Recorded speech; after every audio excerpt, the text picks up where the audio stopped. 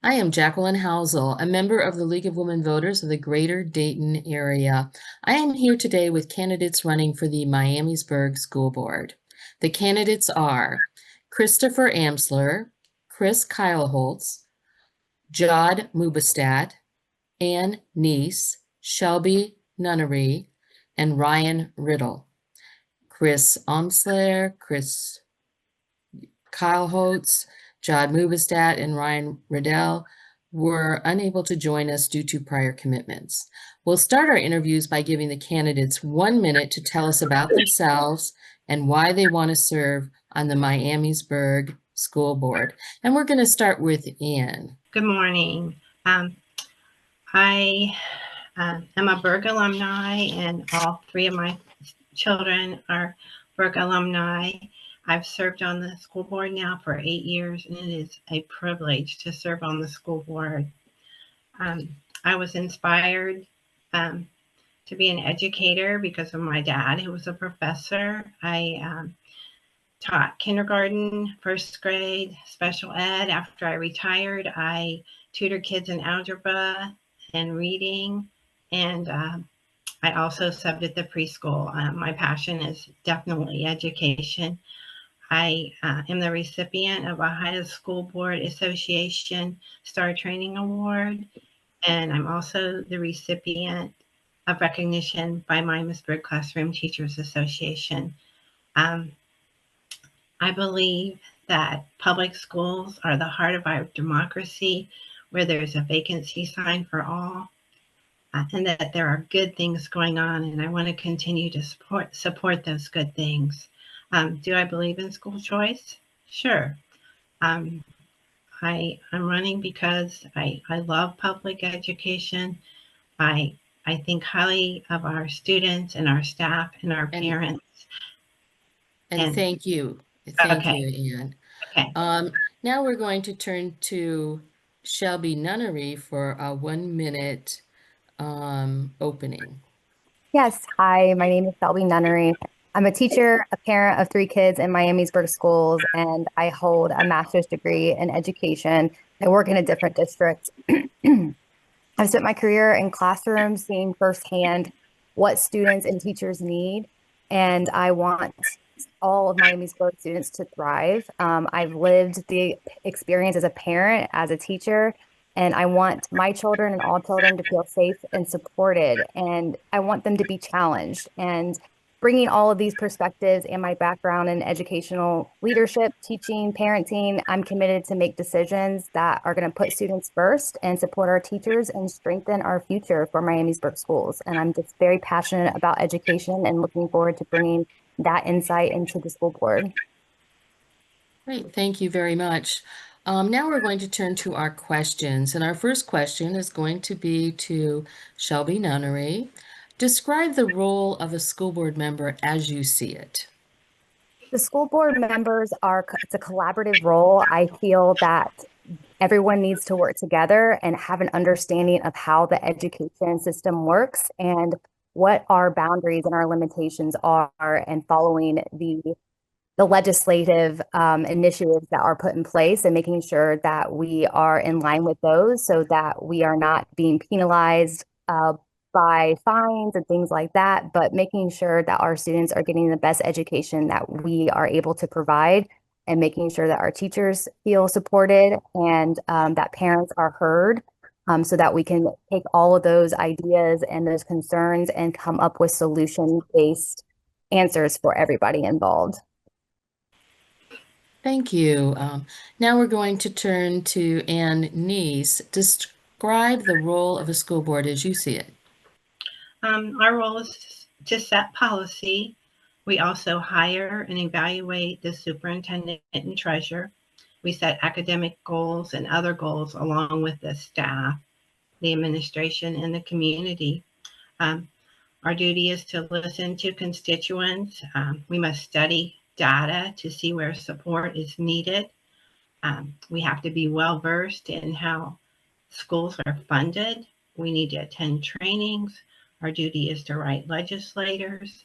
And most of all, our duty is to show up in schools and attend events that we're invited to so that we can see the great things happening in our district.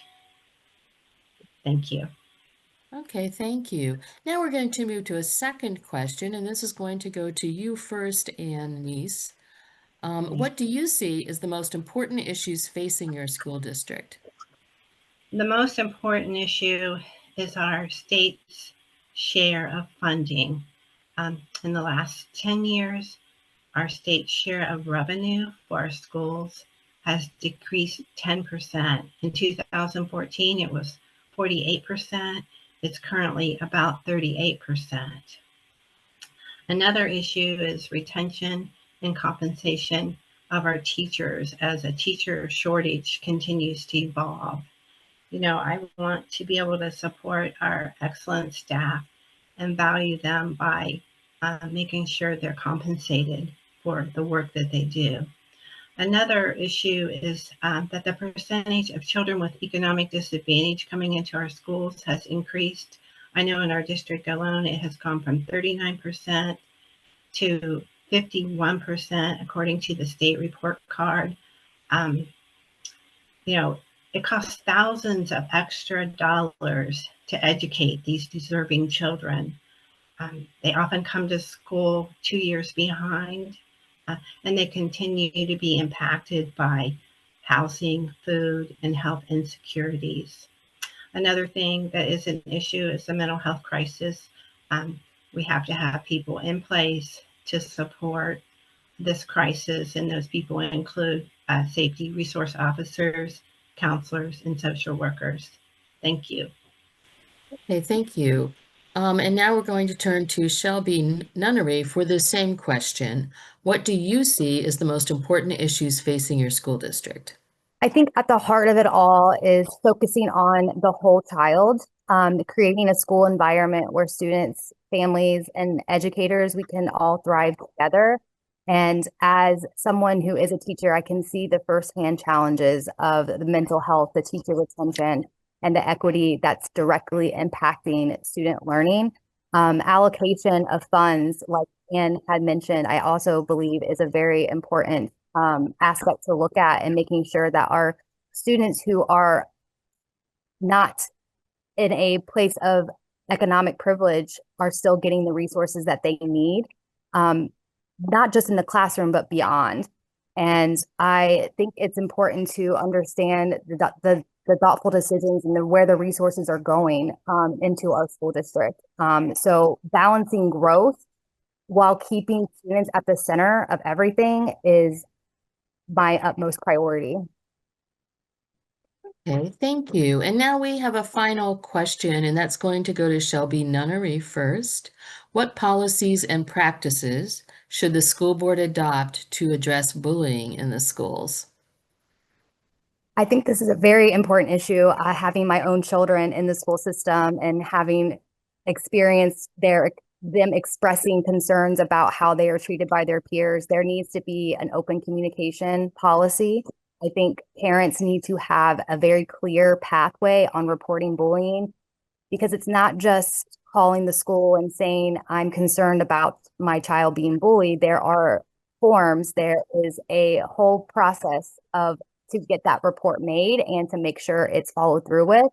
And I think having a policy that is transparent with the family so they understand clearly how to get a bully report implemented, and then speaking to the community about what pathways do they want to see, how things are dealt with, abiding by all laws of privacy and such like that with laws. But I think the first thing that we need to get understanding is that parents need to know the process very clear and have easy access to make those reports so that it can be properly investigated. Okay, thank you. And now we're going to move to Niess and ask the same question. What policies and practices should the school board adopt to address bullying in the schools? Yes, we definitely need to have policies about bullying, and we do in our Miamisburg City schools. We also have a speak up button where parents and students can report bullying. I do encourage parents that call me to follow that chain of command versus putting these bullying incidents on social media. That absolutely does no good. We just need to continue to follow that policy, go through the steps, and make sure that the parent and the child is heard. Thank you. Okay, thank you. Now, in closing, we'd like to provide each candidate with a 1 minute for a closing statement. And for that, we're going to go to Niess first. I'll just have to say that I'll continue to work hard on the board. I research everything. I spend lots of time looking at the data. I listen attentively to parents when they call me. I feel like we have amazing and supportive parents in our district. I will continue to show up at events and see all the good things that are happening, and I'll support the whole child. I will continue to support our staff, our superintendent, and our students. Thank you. Okay, thank you. And then finally, we're going to go to Shelbi Nunery. Your 1 minute closing statement, please. Yes, thank you. So I'm a teacher who understands the realities of being inside the classroom. I'm a parent who wants every child, including my own, to feel safe, supported, and prepared for their future. And I'm an educational leader with a master's in administration who knows how to make thoughtful, student-centered decisions and knows how to look at the data and make decisions based off that data. At the end of the day, every choice we make must come back to one question, and that is, does this help our students succeed? And if it does, then it's the right path forward for Miamisburg schools. I would be honored to earn everyone's trust and your vote to keep students, families, and educators thriving together. Okay, thank you so much for your participation today, and good luck with your campaigns. The League of Women Voters encourages all candidates to run an issues-oriented campaign. Our goal is to educate the voting public and strengthen our elective political process. The annual Voters Guide will be distributed beginning the first week of October in the Dayton Daily News, AIM Media suburban newspapers, and at local libraries, schools, and businesses. Early voting for the upcoming election begins on October 7th at your Board of Elections, or you can request an absentee ballot. However you decide to vote, your opinion matters and helps make our democracy work. Thank you again.